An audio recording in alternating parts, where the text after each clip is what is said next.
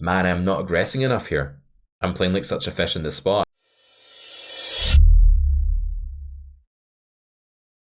Ladies and gentlemen, welcome back to How to Become a GTO. That's right, it's the return of the trainer-driven series where I'm going to be giving you, on the fly, off the cuff, my best shot at solving a spot. The solver's going to ridicule me. It's going to be like, no, you did the wrong thing. Look at this red box it gave me when I was like setting up for this session. It was like, you lost 0.14% of the pot, you moron, is what it said to me. In this video, we're going to try and lose no percent of the pot. In theory, we're going to try to not make any mixing errors, which is where we make a play at the wrong frequency. Basically, there are 3 results my editor is going to assign to me as we go through this exercise. A green box here, meaning that I took a play at a roughly right frequency that was not an EV loss and was a fine play, is going to get like a green check mark or like a ding. Then the second thing is when we get a mixing error, please demonstrate the sound for mixing error. And finally, when we get an EV loss, meaning we've taken a line that has actually represented a theoretical loss of EV from the optimal line, we're going to get this sound. So hopefully you guys are now clued up on how this works. We do have an RNG here in the bottom left corner. That's going to guide us when we are mixing. So when we think that our hand can take one line or another and it's not particularly important which one we do this time, we're going to defer to the RNG, but I will in that case stipulate a frequency first so that I don't get lazy and sloppy and just start going, it's a high number, so I just won't look at the spot, I'll just check. I made a video called How to Use an RNG in poker once on YouTube on this channel a few months ago, and that video was basically about how to not be an RNG slob, how to not just glance at it and click a button like you're a robot. That's not how poker works. Your goal is to maximize EV, to maximize true EV. Comments in the chat, hashtag true EV. We're not doing that today. We're focusing on theoretical EV today, which is much less important, but also good for building the foundations of your game before you get to that true EV in game where you start exploiting people. So, theory training session, let's get going. 3-bet pots today, small blind versus button, really tricky node. Difficult situation to get right with c-bet the flop here. In this case, we've used a 60% sizing on the flop. This may be a smaller amount on different boards. It'll depend on whether that board calls for a big sizing or a small sizing, but we used a big bet here. Villain then called. It's the 3-bet pot button versus small blind. We get to the 5 of spades turn and we have to decide what to do with 7s. So my first question with this hand is to actually second guess myself, because when I first looked at this spot, it popped up like a second before I hit record, and I just noted that my brain had a very clear check kind of instinct. Now I think about it though, given I've already bet big once, if I bet big again here, I can see villain folding 9s and 8s at some frequency. And given that I think that's likely to happen, my hand qualifies as a hybrid. That's right, a hybrid hand is one that generates fold equity from better hands on the turn, also gets called by worse hands on the turn, and also generates a lot of denial of equity, like protects its equity well. So 7s really ticks all of those boxes. On the one hand, it gets villain to fold a hand like 8s or 9s sometimes.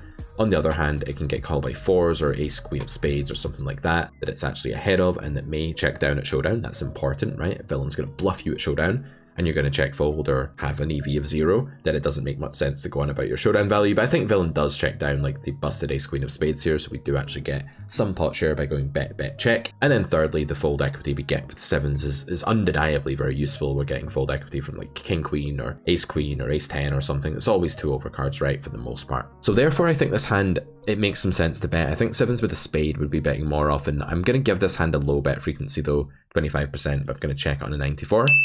That wasn't bad at all. It was the other way around, actually. It's usually betting. Wow. So we got the green sound there, we got the pass marks, but actually our frequencies were way off. But we'll take it, 1 for 1, 1 green for 1.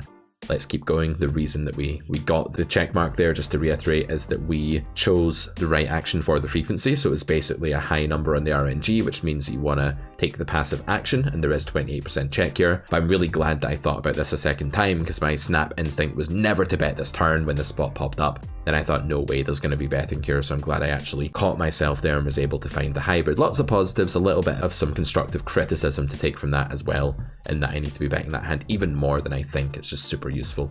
Okay, trips is obviously a hand I can value bet.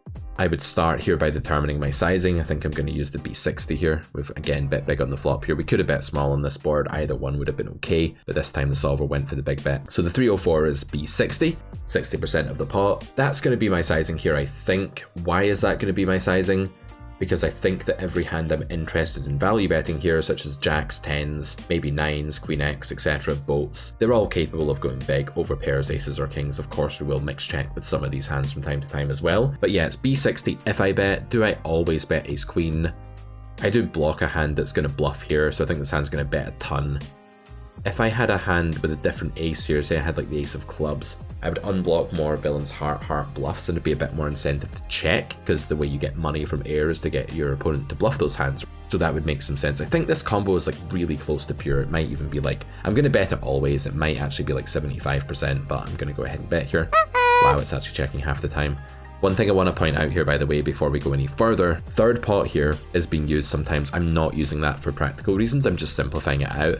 So really this is going to be about 50-50 bet and check. This one slow plays more than I thought. Maybe I'm just getting like, I'm overreacting to the suit thing there. Or maybe a hand like ace jack actually calls the turn again sometimes, I don't know. But yeah, kind of interesting stuff. Ace queen, usually going to be a hand I would value bet there, but the solver says I should mix in even more check than I thought. I was mixing 25% check, it thinks I should mix 50.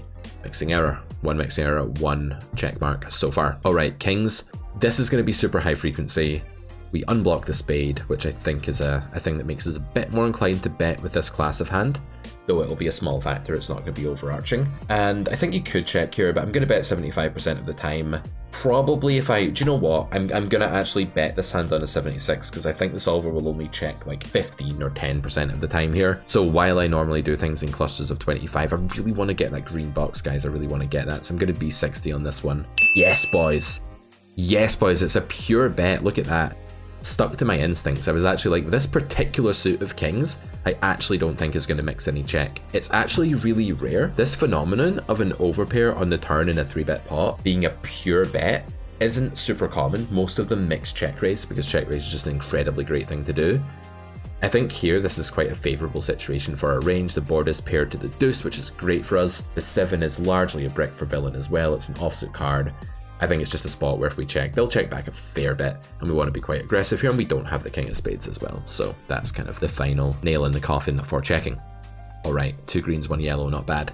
Let's keep track of this, editor, keep track of it down the bottom right. Ace, king of spades. Right, what are we thinking about this? Looks like a pure check to me, looks like a very no-brainer pure check. Looks like the hand is just way too good to consider bluffing with, and the flush draw is just really part of the equity of the hand. So whenever you have a hand that's got like 50% equity, as this hand probably does against our opponent's range, betting with 50% equity in a spot where villain might be cheeky and build in a bit of jam, because they just have a lot of semi-bluffs and we have a lot of kind of mergy hands here, I think that makes a lot of sense. So I'm inclined to pure check this one.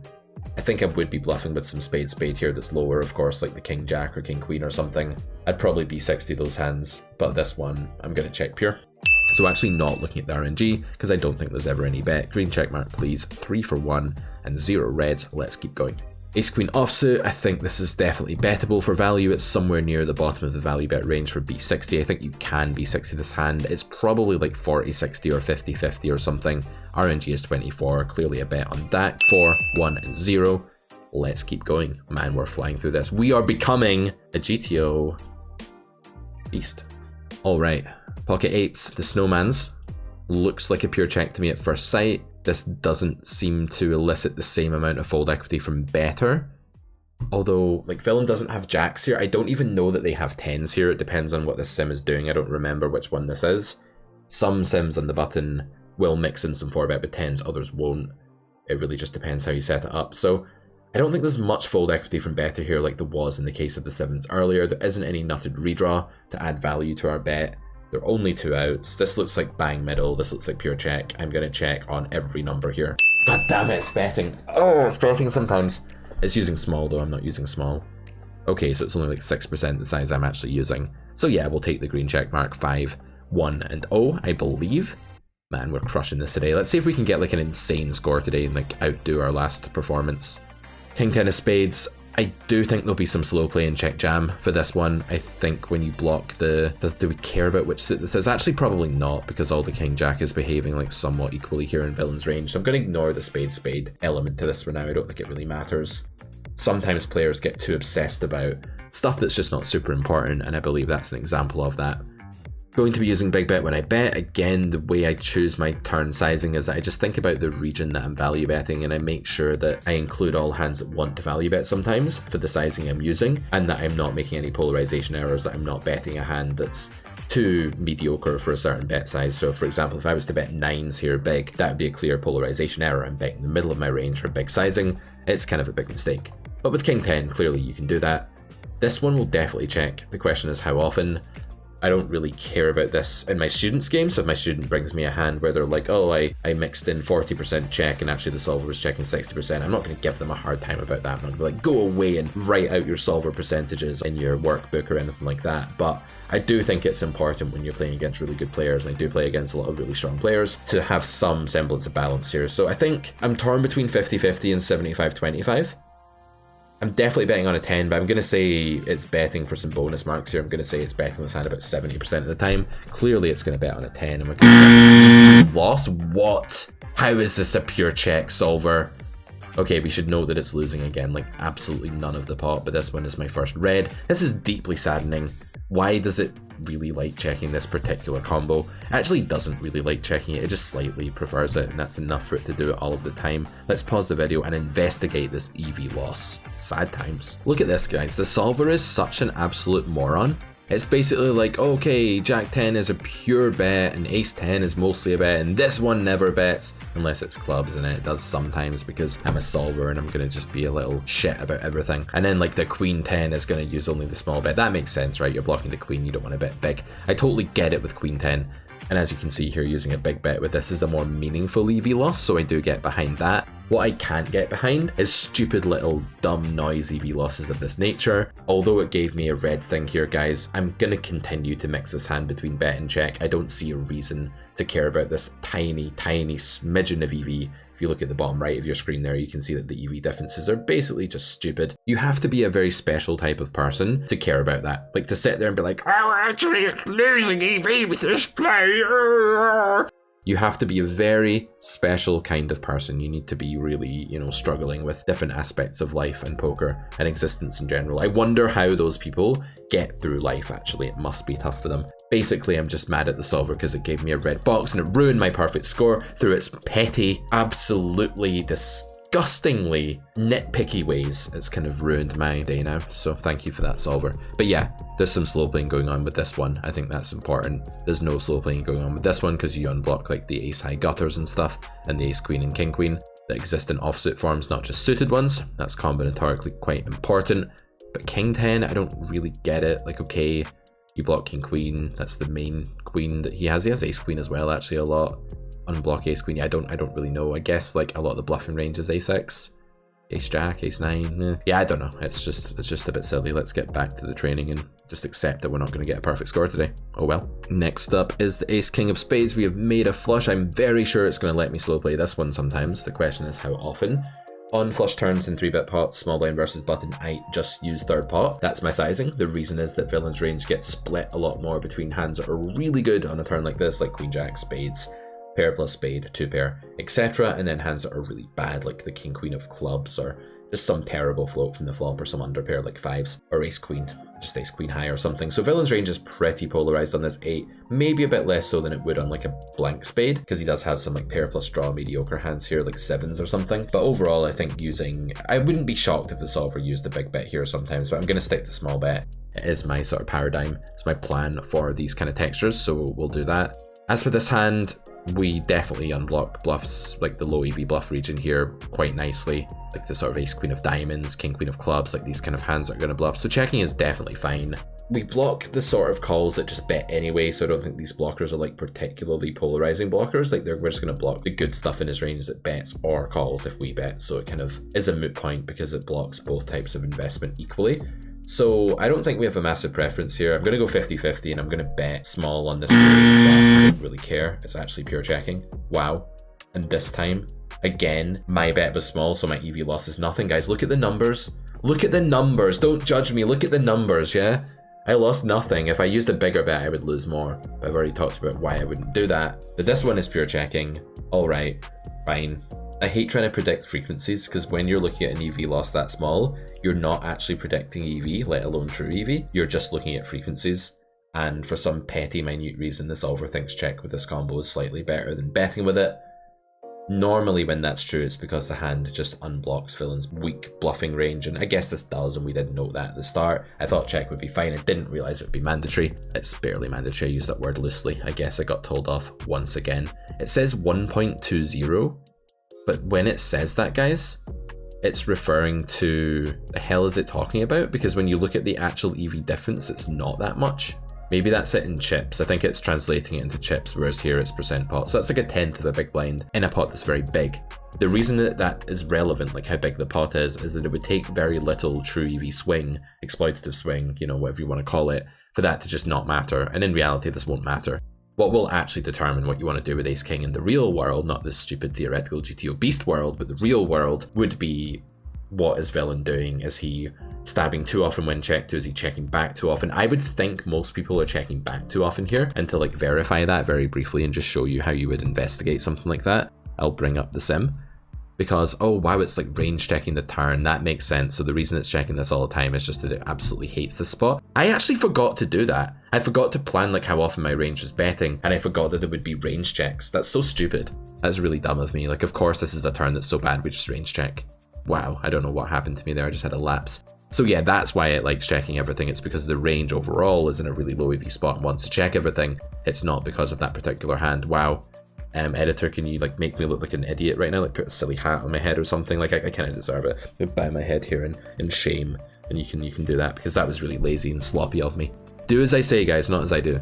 If we check here, the more important question is, do we have an exploit? Villain is meant to bet fairly frequently here. There's going to be a lot of betting going on with all of the straights and flushes and stuff, but also sets are mostly betting all the time. I think pool will do that. Yeah, I don't think this is overstabbed actually. If anything, it could be understabbed by pool. Yeah, I'm just having a look at some of these mediocre hands, like King 10 is a pure check, Jack 10 is doing some betting. Yeah, it's hard to say, I think this is close. So I don't see a big exploit here, but what I do see is a range check, and for some reason I forgot that there was such a thing as a range check on the turn there. It's really sloppy, my head feels super cloudy today, like I probably shouldn't play any poker. You know those days where you wake up and you're just like, man, I just feel like I'm playing my E-game. Like I've just got out of bed and I'm playing my E-game right now. If I was to sit down at the table, or F-game or G-game, it's pretty terrible. Okay, this is not a range check spot. If anything, this is a range bet spot. The king turn is amazing. You can use either B60 or B167 here. By far the simplest strategy, and the way I'm going to play it, is to range bet small again. And it's actually just doing that with my hands. So check mark, redeemed ourselves, back to winning ways. Here we go, boys and girls, here we go. Good stuff. The reason I went for a small bet here is that villain's range is actually kind of repolarized by the king. They hit top pair, they hit two pair, or they have an under pair that's tragically bad. So we don't need to go big to make many of those hands indifferent. If you think about our own range, we're interested in betting lots and lots of stuff at high frequency. We may even be interested in betting like practically every time. Let's see what the solver says about that. We're betting practically every time with everything. Even if you have a hand like tens, you can go for a small bet. You get useful fold equity, villain folds an overcard. They call with a worst pair, something like that. They're still having to mix some call. With nines and eights, again, they can't just fold 100% of their under pairs. Probably the spot is overfolded. I don't think that people defend enough ace 4, ace 5, 10s, 9s, 8s here. So unfortunately, there's not really an exploit for that. You just have to do what's already good and just bet everything. But if anything, you could just use a small bet because it's just going to be the most overfolded sizing. Small bet is good in this spot for sure. Back to the trainer. How are we doing overall? A couple of reds, mostly greens, a yellow. The red's just so harsh, man. Like what you won't see me ever do, I hope, is make like a giant blunder. Like on the turn here, I don't think it's gonna be something I'll do. Famous last words, right? I hope not. I hope I'm too much of a GTO boost for that.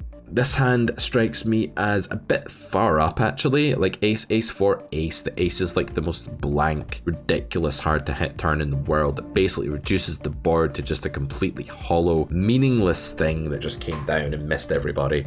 Okay, someone has quads sometimes. Who cares? I want to bluff some of my undercards here. Do I want to bluff king jack? I think king 10 is okay to bluff. King queen is up, absolutely not, right? Like king queen is surely too high up. King Jack is probably too high up as well.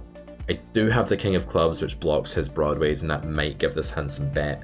Do I want to give this hand some bet? I want to give it a low frequency of bet, maybe, because I have a club. The club is just great for unblocking his suited Broadway folding range here. Like, his broadways become such trash on this card. They're just going to go in the bin, right? So, unblocking them is good. I feel so rusty today with frequencies in theory. Let's go for like 25% bet. I'll go B60 when I bet. I'm going to check on this roll though. Okay, it's betting like almost always for B60. Wow, makes a mistake for me. At least I assigned the hand bet. Is it just in virtue of having the club, or does it actually bet like kind of regardless here? Looks like it just loves this spot for range actually. King Jack, wow, I'm off here. Doesn't even matter. Okay, it loves the club the most, but like you can bet the other King Jack as well at some frequency. Just a lower one. At least I found that pattern, but yeah, I was a bit pessimistic here about our prospects for bluffing this hand. I was so wrong about King Queen. It's just betting King Queen because it's such like a nutted redraw hand. Yeah, I didn't calibrate that properly. This is a super good spot for range. Just having like kings, queens, jacks, tens here, they've been really strengthened by this card. That's the other thing I overlooked, was just how good this card is for those hands. Man, I'm not aggressing enough here. I'm playing like such a fish in this spot. I'm definitely not bluffing often enough here. And I'm probably slow playing big hands a bit too much as well, which might not cost me too much, but it does make me exploitable. Back to the drawing board. Not so proud of that one. I misevaluated just how surely amazing for my range this spot actually is, and therefore just ended up not applying enough pressure, not attacking enough in that spot. I hate the term apply pressure, by the way. I'm ashamed of myself for saying it. Full of self-loathing and shame today, guys, as you can see. Jack 10, 9 Jack. Okay. I'm so bad at 3-bet pots, man. Oh, I feel like I neglected my 3-bet pots for like a long time when I was building the Carrot Poker School. Most of the stuff I used at the beginning was like single raise pots, and I taught them so much that I became like kind of ridiculously good at them, and then I suffered immensely in 3-bet pots. And then in the last like year, I've been practicing them a bit more. I've been making more content on them. When I made grade 3 and grade 2, there was more 3-bet pot content, but yeah, they're still behind my single raise pots for sure. This one, it's not the best turn card in the world for our range because our overpairs don't hit this, whereas Villain's Jack X does. We both have Jack X, of course, but like we have the overpair monopoly and they're very unhappy about this card, so it's not going to be a spot where we want to bet like really often like we did on the king or even on that ace, I don't think. Do we want to bluff some underpair? I think we have to in these spots, right? Like we have a little bit of like Broadway plus pair bluff, like maybe we have like King 9 or something that we can bluff here, but like apart from that, like we don't have a lot of air in this spot at all. Really struggling to come up with too many air combos that aren't just trash. Do I want to bluff like ace X overcard? Maybe with the overcard we can, but it seems not great. Sixes, I guess we get folds from sevens sometimes. Man, I'm struggling with the spot. Super struggling with the spot, guys. I'm going to say that you can bluff this hand. But then as I said that, my instinct was like, no, it's going to tell you off for that. So I don't know whether to believe like this doubting voice in my head or my initial impression, guys. I don't know. Right, let's go for a mix. Surely we have to bluff this sometimes. I'm going to check on this roll though. No, it's a pure check, and I actually kind of hate betting this hand. Okay, so we get the green check mark because we happen to be in the right part of the RNG, but again, just as we didn't deserve the red box before, we don't deserve the green box there, because we're actually losing a bit of theoretical EV by bluffing that hand sometimes. Whenever I do that, I do have to like peer into the sim a little bit and try to figure out like why it happened. That's kind of important. So interestingly, it's just going for small bets on this turn, and then it does bluff 5, so we weren't like a million miles away. I guess it's small bets because like villain hits the jack and it's a bit sort of repolarizing for our opponent. Lots of slow playing with aces. This is normal. Just kind of scanning over this and making sure I understand the spot. Sixes. Why is sixes so much worse than fives? Like, what's going on there? Villain has neither because he folds both of them on the flop. So like, what is the deal? Why are the sixes not betting and the fives are? It could just be like a really small point. It doesn't matter in reality. Okay, so when we bet, what goes on here? 7-6 folds. That's why. That's literally the only blocker phenomenon that's apparent here. 7-6 is folding. Wow. I did not consider that, guys, because I'm not like a supercomputer. So I forgot about the 7-6. But apparently that's enough to swing it to the point where sixes is not a bet and fives is. A lot of people won't even call 7-6 on this flop. They'll just be like, no, it's a bad end of the street. I'm not calling it. So wow. And it's even a mixed fold on the flop. Yeah, this is such a silly, silly small point. The more I've worked with trainers and solvers, the more I've really learned to like dismiss their green and red boxes and stop caring. So it's kind of funny that I make this scoring mechanism for this video all about how many I get quote unquote right. It's so silly. It reminds me of when like live players say like, I was right. And it's like, no, you just ran into the bluff that time, bozo, you know? No offense, live players. Love you all dearly. So let's go back to the trainer. We'll do like 1 or 2 more spots. We'll do like 1 more spot actually. We'll wrap this up for today. What we're learning here is that the solver is very sensitive. Like when the EV moves an inch, it really moves a mile, and it changes its strategy greatly. Sixes and fives are in principle the same hand if it weren't for 7-6, and it thinks that's enough to like cause a smidgen of EV swing. We've got the right idea by bluffing the lowest underpairs. I'm going to take that away as a positive and actually accept this green box again. having seen that. But that's why it's so important to go into the solver and see in this series why it said we made a mistake or why we're surprised. Could just be a very small thing like that. Okay, ace jack here. Is this too far up to bluff on this turn? I always like get stuck in this single raise pot mode sometimes where I'm like, this is showdown value. You have to be really careful. A lot of my students do this as well. I think ace queen no spade is a pure check here. I think ace jack, it's going to depend on suits. I think ace jack with the ace of hearts is a pure check. I'm definitely checking on a 97. I don't think this hand will ever bet. I could be wrong. I could be overreacting to the ace of hearts. It's definitely a negative. You don't want to block villains. Busted backdoors. I'm going to check. It's not a pure check. It's actually betting a lot. Fuck my life, man. Today I'm just getting put through the blender by the solver, I feel. It's literally shredding me, guys. Okay, paired turns are just super high EV. I always forget this, that you can just lose your mind a bit after range betting on paired turns when they pair the meaningless card. Obviously, if they pair a card that villain called flop with, as a pair, that's bad. But when it pairs like a 3, that's really good. It means your overpairs go up. They become more invincible. They don't get redrawn by 2 pair anymore, by like king queen or something. Very good card for range, and one that we just want more aggression on. So I think my main takeaways for today are be way more aggressive on paired turns and turns that are just like really difficult for villain to connect with. Be way less fussy about what I'm bluffing and the pair draws I use to bluff with. And don't forget to assess how often my range is betting before I get obsessed with my blockers. I've been very tunnel vision today. I've been very like drawn to my hand, and you want to do that after you've assessed the frequencies. But what you see me doing here, it's a very kind of, I hope, honest, transparent kind of admission that today my thought process was sloppy and it was a bit all over the place. I got some general themes right, but this GTO Beast video has exposed my tendency to get too bogged down on what I'm holding without evaluating the overall situation of a 3-bet pot enough, which is weird because in a single raise pot, I'm usually quite good at doing that. I think the thing is in a 3-bet pot that hands are just so uniform that the whole range tends to swing in one way depending on what the turn card is, and it's a very sort of black and white situation where either your range bets lots or it checks lots a lot of the time, and you don't have that neutral world kind of like 50% c-bet strategy that you have in single raise pots as often. So these are the main differences between the 3-bet pot and the 2-bet pot. Hope you guys have enjoyed this episode of how to become a GTO beast. And I'll see you next time for another video. Do like, do subscribe, and I'll speak to you in the comments. Bye bye.